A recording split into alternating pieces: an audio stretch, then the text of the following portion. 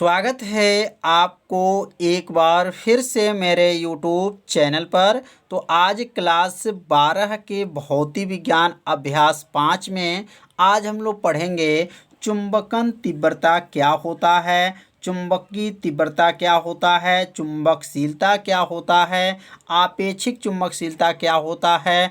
आज इस वीडियो में बताया जाएगा और आप सभी विद्यार्थी इसे अपने कॉपी में नोट करते चलिएगा, जिससे आपका एक नोट्स भी बनता रहेगा। तो यहाँ पहले हेडिंग को नोट कर लेंगे, चुंबकन तीव्रता। तो चुंबकन तीव्रता किसे कहते हैं, बहुत ही आसान परिभाषा है, बस थोड़ा सा परिभाषा पे ध्यान दीजिएगा, आपको परिभाषा क्या हो जाएगा, याद हो जाएगा। तो इसका उत्तर है वे पदार्थ जो चुंबकीय क्षेत्र में, वे पदार्थ हैं जो किसमें, चुंबकीय क्षेत्र में किसी सीमा तक चुंबकित है। मतलब जो पदार्थ, ऐसे पदार्थ हैं जो चुंबकीय क्षेत्र में किसी एक सीमा तक ही क्या रहेगा, चुंबकित होता है, उसी को क्या कहलाता है, चुंबकन तीव्रता कहते हैं। तो बहुत आसान परिभाषा, इसे 2 बार पढ़िएगा, आपको परिभाषा क्या हो जाएगा, याद हो जाएगा। तो कैसे बोलेंगे, वे पदार्थ जो चुंबकीय क्षेत्र में किसी सीमा तक, मतलब एक सीमा है और एक सीमा तक ही जो है वो क्या रहेगा, चुंबकित होता है, उसी को क्या कहा जाता है, चुंबकन तीव्रता कहते हैं। इसे आई के ऊपर वेक्टर से प्रदर्शित करते हैं, आई वेक्टर से प्रदर्शित किया जाता है। और वेक्टर से क्या पता चला कि यह सदिश राशि है। कौन सा राशि है, सदिश राशि है। चुंबकन तीव्रता कौन सी राशि है, तो सदिश राशि है। तो चुंबकन तीव्रता की परिभाषा जो है समझ में आ गया होगा कि वे पदार्थ जो चुंबकीय क्षेत्र में किसी सीमा तक ही क्या हो, चुंबकित हो, चुंबकन तीव्रता कहलाते हैं। इसका 2 परिभाषा है। तो पहला परिभाषा तो यह हो गया। दूसरा परिभाषा है जो सूत्र से आप बना सकते हैं। तो चुंबकन तीव्रता का फार्मूला लिख लीजिएगा। चुंबकन तीव्रता बराबर होता है चुंबकीय आघूर्ण बटा क्या होता है, आयतन होता है। चुंबकीय आघूर्ण बटा क्या है, आयतन। और नीचे क्या लिखेंगे, चुंबकन तीव्रता को आई के ऊपर वेक्टर से प्रदर्शित करेंगे और चुंबकीय आघूर्ण को किससे प्रदर्शित करेंगे, तो एम के ऊपर जो है वेक्टर से प्रदर्शित करेंगे और आयतन को किससे प्रदर्शित करेंगे, भी से प्रदर्शित करेंगे। तो अब इससे लेकर के हम लोग परिभाषा एक बना सकते हैं कि चुंबकन तीव्रता किसे कहते हैं। तो इसका जो परिभाषा बनेगा, अब यहाँ से चाहे तो आप परिभाषा बना सकते हैं कि चुंबकीय आघूर्ण और आयतन के अनुपात को, किसका, चुंबकीय आघूर्ण और आयतन के अनुपात को क्या कहेंगे, चुंबकन तीव्रता कहते हैं। तो यहाँ पर भी लिख लेंगे, किसी पदार्थ का चुंबकीय आघूर्ण और आयतन के अनुपात को क्या कहा जाएगा, चुंबकन तीव्रता कहते हैं। तो यह परिभाषा जो बनाया गया है, यह सूत्र से बनाया गया है। एक बार जो है चुंबकीय आघूर्ण का नाम लेना है और बोलना है आयतन के अनुपात, ये बटा को अनुपात कहते हैं। तो कहेंगे किसी पदार्थ के चुंबकीय आघूर्ण और आयतन के अनुपात को चुंबकन तीव्रता कहते हैं। तो ये यहाँ पे जो है चुंबकन तीव्रता का 2 परिभाषा बताया गया। तो ये दोनों परिभाषा को आप सभी विद्यार्थी अपने कॉपी में क्या कीजिए, नोट कर लीजिए। ऐसे 2 बार पढ़िए, आपको ये परिभाषा क्या हो जाएगा, याद हो जाएगा। अब हम लोग पढ़ेंगे चुंबकन तीव्रता का मात्रक क्या होता है और इसका बीमा क्या होता है। तो अब यहाँ पर हेडिंग नोट कर लेंगे, चुंबकन तीव्रता का मात्रक एवं बीमा।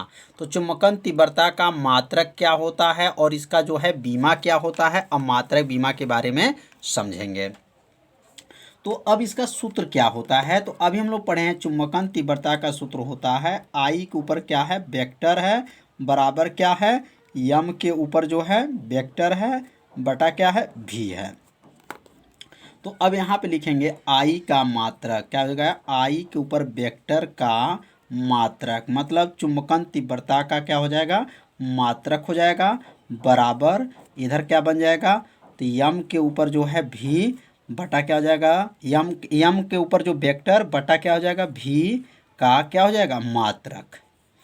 अब यम का नाम क्या बताया गया है, तो यम का नाम बताया गया है चुंबकीय आघूर्ण। क्या बताया गया, चुंबकीय आघूर्ण। और चुंबकीय आघूर्ण का जो है मात्रक बताया जा चुका है। चुंबकीय आघूर्ण का क्या मात्रक होता है, तो चुंबकीय आघूर्ण का जो मात्रक होता है क्या होता है, एम्पियर मीटर का स्क्वायर होता है। यह बहुत पहले बताया जा चुका है कि एम्पियर क्या होता है, मीटर का क्या होता है, स्क्वायर होता है। ये किसका मात्रक है, तो चुंबकीय आघूर्ण मतलब यम के ऊपर वेक्टर जो देख रहे हैं इसका मात्रक क्या होता है, एम्पियर मीटर का स्क्वायर होता है। अब बटा हो जाएगा। और आयतन का क्या होता है, तो आयतन का जो मात्रक होता है मीटर के ऊपर क्या घात होता है, 3 घात होता है, मतलब घन मीटर इसको कहा जाता है। अब यहाँ पर मीटर का यहाँ पर स्क्वायर है और यहाँ पर मीटर कितना है, क्यूब है। तो अब इसको काट देंगे। तो अब यहाँ पे नीचे लिख लेंगे एम्पियर, क्या लिख लेंगे, एम्पियर। और यहाँ क्या है, मीटर का क्या है, स्क्वायर है। और यहाँ पे जो है मीटर के 3 घात है, तो इसको लिख सकते हैं मीटर के ऊपर जो है यहाँ पे 2 घात गुणे लिख सकते हैं मीटर। मतलब अब नीचे कितना है, मीटर के ऊपर 3 घात है।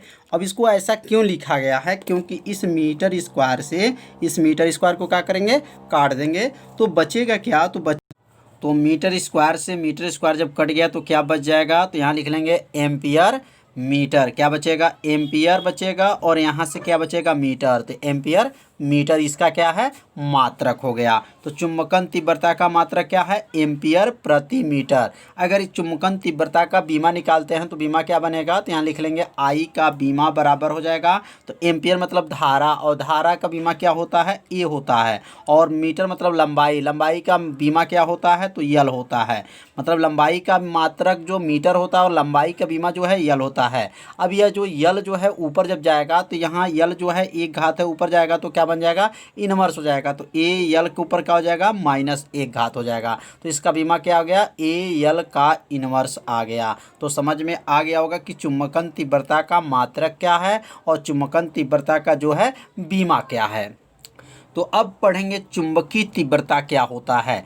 चुंबकीय तीव्रता का परिभाषा क्या है, बहुत ही आसान परिभाषा है, बस थोड़ा सा आप लोग ध्यान दीजिएगा, आप लोग को याद हो जाएगा। क्या कहेंगे, वे पदार्थ जो चुंबकीय क्षेत्र में चुंबकित करने की क्षमता, वे पदार्थ जो चुंबकीय क्षेत्र में क्या करना है, चुंबकित करने की क्षमता को चुंबकीय तीव्रता कहते हैं। इसे एच के ऊपर वेक्टर से प्रदर्शित करते हैं। इसका मतलब जो है यह सदिश राशि है। जब वेक्टर लिखा गया है तो समझ जाइएगा कौन सा राशि है, सदिश राशि है। तो चुंबकीय तीव्रता कौन सा मात्रक है, तो सदिश राशि है।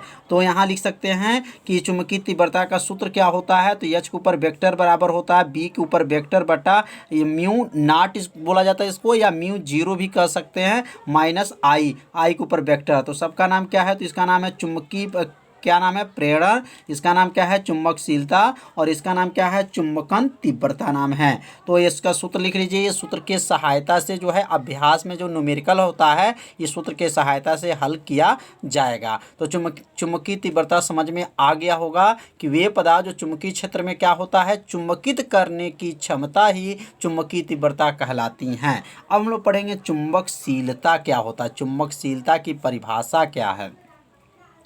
तो किसी चुंबकीय पदार्थ के भीतर उत्पन्न चुंबकीय प्रेरण तथा उस पदार्थ के चुंबकीय तीव्रता के अनुपात को चुंबकशीलता कहते हैं। इसे म्यू से प्रदर्शित करते हैं। मतलब इसका परिभाषा जो लिखा गया इसी सूत्र से लिखा गया है।